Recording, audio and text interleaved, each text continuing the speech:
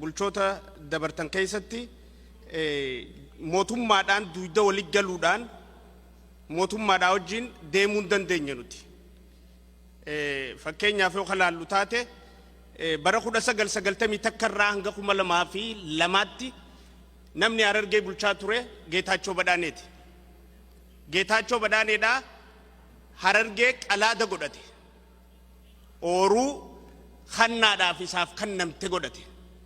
Namni itti dubbatu hin jiru abbaa fadhee hidhaa, abbaa fadhee reeba, abbaa fadhee akka fadhe godha. Bara 1990 takkarraa hanga 2002tti jechuudha. Sanitti aansuudhaan namni Harargee bulchaa ture obbo Jamaal Ahmad Janiin. Inni kun dhalataa Harargeeti. Dhalataan Harargee kun baatii 3 bulche. Kaan amata 12 bulchee beeke. Itti aansuudhaan obbo Taajuddiin Abdurrahmaan. Taajuddiinis baatii 4 bulche. Kaan ama 12 bulche. Itti aansuudhaan obbo Abdulaziz Muhammad. Obbo Abdulaziz amanamaadha OPDOdhaaf. Nama OPDOon amantee itti fayyadamaa turte keessaa. Nuti immoo Abdulaziz arrabsaa turre. Arramarra dhaabbadhee gaafa durgizeen Abdulaziz dhagaa darbusan sheenaan dhagamaa jechuun arrarra dhaabbadhee. Yoo namni kee bakka fadhe keessaa jiraate itti maxxanii waan inni ganda keetii godhuu danda'u irraa fayyadami. Isaas uummataa gad hin dhiisin. Isa duudatti galleeti isa arrabsinee innillee waan uummata bira dhaga'u nutti murraa fagaatee karaa hundaanuu hongoynee jechuudha. Saniifuu itti maxxannee isa san keenya godhannee yoo waan biraa dadhabe tanaan ta'uu deemaa if eeggadhaallee jee yoo nu dhaame irraa aaqilummaa qabaachuudha. Sani akkas ta'uu dhabuun keenya hanqina guddaa nu miidha keessaa. Maaliif Oromummaa tana naaf galaa namni hedduun irra wareegama kafallee jira, namni hedduun irra du'ee jira. Harargeen keessaa irra quncaatee jirti qabsoo Oromoodhaa tana. Qunca'uu tanarraa kakaate sabboonummaan fiinxarra ba'uurraa kakaate kaayoo ganama qabanne sanirraa mataa keenya jijjiiruu hin dandeenye.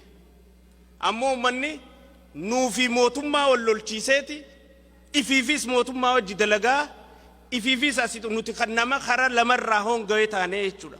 Mootummaarraan fayyadamne gamanaan fayyadamne. Idduu tanatti hiyyummaan arraan tana Harargee mashaqqaatti buusaa jirtu. Buqqa'uun arraan tana Harargee qeerraa godaansisu jirtu tun tabara 26 keessa nuti facaafachaa turre. Gowwoomuudhaan jechuudha.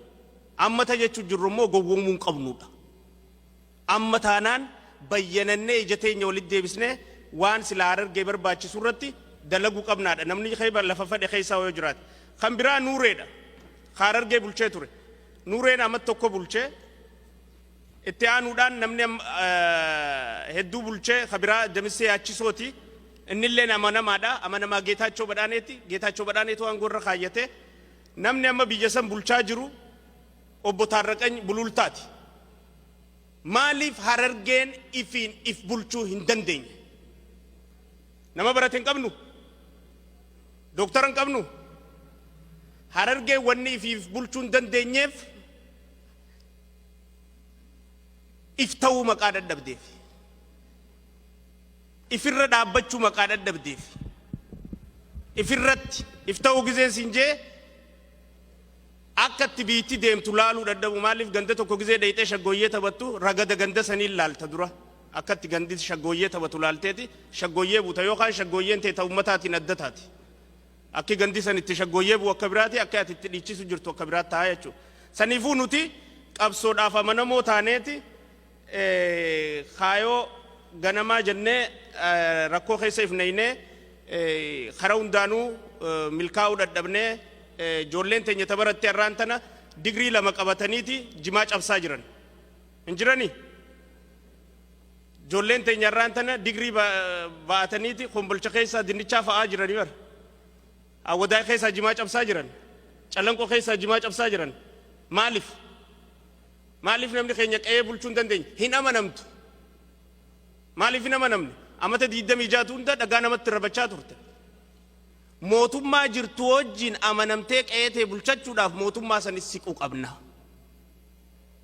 Mootummaa wajjin walloltee qeen tiyya nagana haa ta'uu hin dandeessu qee tiyya ifiifin bulchu. Maaliif ana yoon teellee dukkaana yoon qabaadhee nama niiraa nananneen dukkaana keessa kaayadha nama naa amanu namaan amanu. Harargee bulchuudhaafis isaanis nama amanan bakka biraarraa fidaniitti ergan tun dhaabbachuu qabdiidha bakki nuti marra jirru. Ilmaan Harargee ifiif bulchuu qabanidha. Rakkoolee jirtu keessaa gabaabsuudhaaf yoo yaanee kalaallu taate Harargee keessa lakkoofsi namaa fakkeenyaaf fudhadha Harargee bahaa. Lakkoofsi namaa Harargee bahaa miliyoona 4. Miliyoona 4 kana keessa yoo kalaallu taate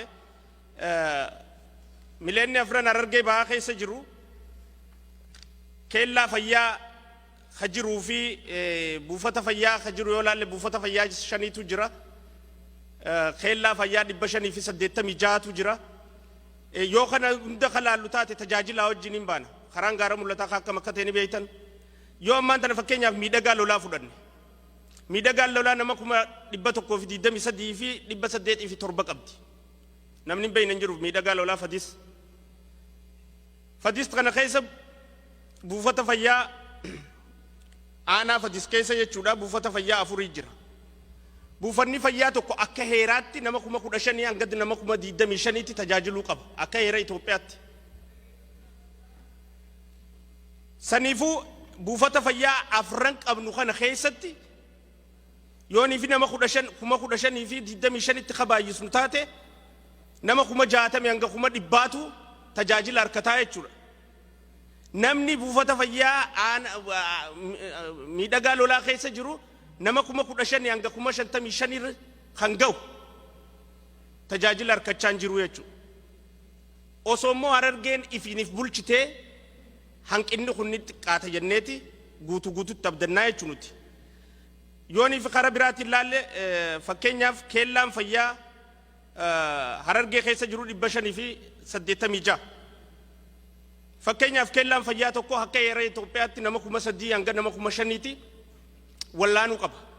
Tajaajiluu qaba.